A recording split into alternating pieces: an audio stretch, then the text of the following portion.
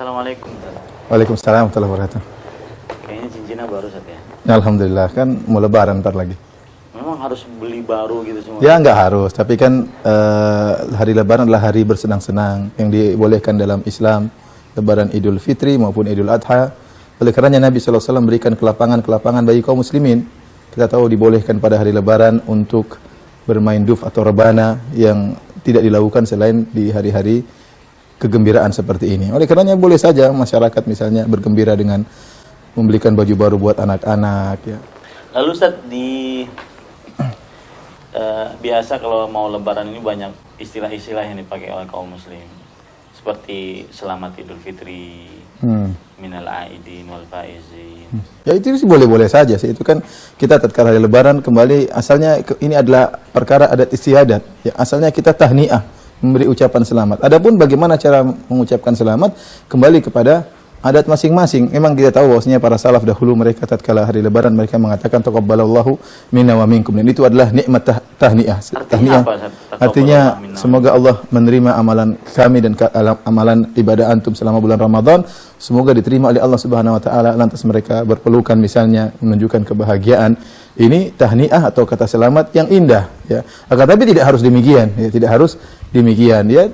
Intinya kita mengucapkan selamat seperti selamat Idul Fitri atau doa-doa yang lain seperti di Arab Saudi sering tersebar kulla amin wa antum bi khair yang artinya semoga engkau dalam kebaikan sepanjang tahun. Ini ada doa atau misalnya minal aidin wal faizin ya. Artinya apa? Minal aidin itu engkau termasuk orang-orang yang berhari raya, al aidin orang-orang yang berhari raya, al faizin semoga orang-orang yang menang dengan setelah melaksanakan puasa di bulan Ramadan mendapatkan pahala dari Allah Subhanahu wa taala. Doa kita berdoa semoga engkau sama dengan taqabbalallahu minna wa minkum minal faizin sebenarnya. Intinya boleh Ustaz. Ya, intinya boleh saja bukan bidah ya. Oh, enggak, ini kembali ke masalah adat. Ini bukan suatu ritual khusus, tapi kembali kepada tahniah itu masalah adat istiadat, bebas selama tidak bertentangan dengan syariat. Maka kita boleh mengucapkan selamat hari raya Idul Fitri. Ini kan tidak ada di zaman Nabi, selamat hari raya Idul Fitri. Bukan berarti lafal ini bid'ah, karena ini kembali adat istiadat. Boleh dengan kata-kata yang lain, ya, dengan kata-kata intinya mengucapkan selamat, apalagi dalam ucapan selamat tersebut mengandung doa, maka itu yang diharapkan. Lalu ketika Idul Fitri itu sering ada kata halal bihalal Ustaz. Halal bihalal. Secara kita tahu Ustaz, secara bahasa Arab entah itu apa artinya halal bihalal. Halal dengan halal. Seakan-akan halal dibayar dengan halal. Maksudnya apa? Kita pun tidak tahu. Tapi kalau kita kembali kepada tradisi masyarakat yang dimaksud dengan halal bihalal yaitu masyarakat berkumpul setelah Idul Fitri atau hari keberapa mereka berkumpul saling bertemu di antara mereka. Dan saya rasa itu asalnya boleh-boleh saja, tidak mengapa kita berkumpul dengan keluarga. Cuma penamaannya yang tidak itu yang bermasalah atau kemudian mengatakan ini harus. Padahal ini ada istiadat orang berkumpul, satu kampung berkumpul, ini perkara yang indah. Tatkala Idul Fitri mereka berkumpul ya. Kita pun demikian di Jami' Islamiyah kan. Kita ada acara makan bareng tatkala Idul Fitri. Ya itu namanya halal bihalal, cuma itulah halal bihalal, cuma dalam versi kita tidak dinamakan dengan halal bihalal, tapi hari-hari ukhuwah, persaudaraan. Maka kita kumpul seluruh tulab jamiah, kita ingat ada makan siang, makan kambing disediakan oleh universitas waktu itu. Jadi sebenarnya boleh-boleh saja selama dihindarkan perkara-perkara yang haram seperti ikhtilat, kemudian mungkin jabat tangan laki-laki dan wanita. Ikhtilat itu apa? Percampuran laki-laki dan wanita. Sama sekali nggak boleh. Ya kalau terbagi laki-laki sendiri, perempuan sendiri, maka tentunya itu yang terbaik. Ya. Kalau pas Lebaran pasti banyak mohon maaf lahir batin. Mohon maaf lahir dan batin. Maksudnya lahirnya salah, batinnya salah, terus dia minta maaf atau bagaimana? Saya nggak paham maksudnya apa itu Ustaz. Mohon maaf lahir dan batin ya.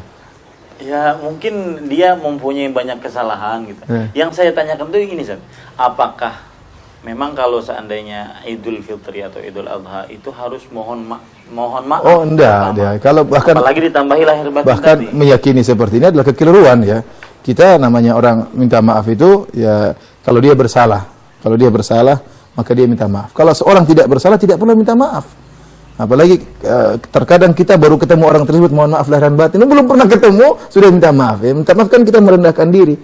Kita minta mohon agar dia. Ini masuk ranah mengada-ngada berarti. Iya, kita minta sesuatu yang seharusnya seorang tidak minta kalau tidak perlu. Tatkala kita minta maaf sementara kita tidak punya salah, maka tidak benar. Oleh karenanya orang yang kalau punya salah segera dia minta maaf, jangan tunggu Lebaran dulu. Jangan keburu meninggal sebelum Lebaran dia tidak sempat minta maaf. Kapan dia bersalah maka dia segera minta maaf ya. Yang ada hadis riwayat Bukhari itu, man kanat li akhi indahu madlamatun. Ya, iya, orang punya dosa segera faliyatahallalhul yaum qabla ayyakuna la dinar wala dirham.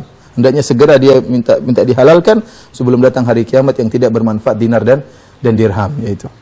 Ya, makanya kebiasaan masyarakat yang kemudian minta maaf ditunda sampai hari lebaran ini keliru, kecuali kalau memang pas kebetulan ketemu hari tersebut, sebelumnya tidak pernah ketemu. Ya, kemudian mungkin ada salah yang dahulu, kemudian memanfaatkan momen hari lebaran sebagai minta maaf, nggak jadi masalah. Tapi adapun menunda gara-gara nunggu lebaran, maka ini kekeliruan. Satu lagi Ustaz, kebiasaan kalau di beberapa keluarga muslim itu habis sholat Id mereka kumpul, bapak, ibu, kemudian datang anak pertama, sungkem. Nah, di situ mohon maaf, lahir batin. Lahir batin tadi belum disinggung. Saya tidak maksudnya apa lahir batin? Maksudnya ayah itu mungkin istilah maksudnya seluruh kesalahan saya tolong dimaafkan. Ya. Ya kalau gitu. Tapi pada dasarnya itu semestinya dianjurkan Ustaz ya, minta halal. Iya, minta dihalalkan, tapi jangan nunggu pas lebaran. Ya, jangan. Adapun misalnya tradisi masyarakat tatkala hari lebaran kumpul keluarga, kemudian sungguman itu tradisi, nggak jadi masalah selama tidak melanggar apa namanya? Kira-kira melanggar nggak? Ya, artinya kalau sampai ruku ya, sujud, sampai sujud tidak boleh. Tapi kalau misalnya datang ke ibu, kemudian kita tunduk cium keningnya, kita cium tangannya, itu kan nggak jadi masalah. Tapi kalau sampai sujud sampai menuduh-nuduh, ini yang tidak diperbolehkan. Tapi seandainya jadi itu masuk tradisi. Iya, tradisi itu malah tradisi ya, tradisi yang dibolehkan.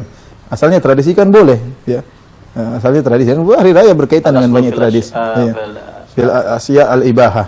Asal fil asya al-ibahah. Asalnya dalam segala urusan adalah perkara yang dibolehkan. Dia bukan ibadah ritual tertentu. Kayaknya kita harus mengucapkan selamat kepada para pemirsa sekalian. Iya. Para pemirsa sekalian yang semoga seluruh amal ibadah kita baik dalam bulan Ramadan ataupun di selainnya semoga diterima oleh Allah Subhanahu wa taala. Maka saya ucapkan taqabbalallahu minna wa minkum. Selamat Idul Fitri 1435 Hijriah.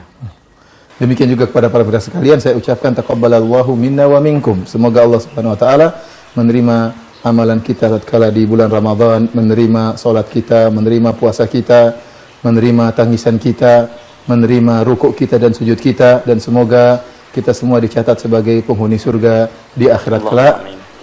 Allahumma amin. Assalamualaikum warahmatullahi wabarakatuh.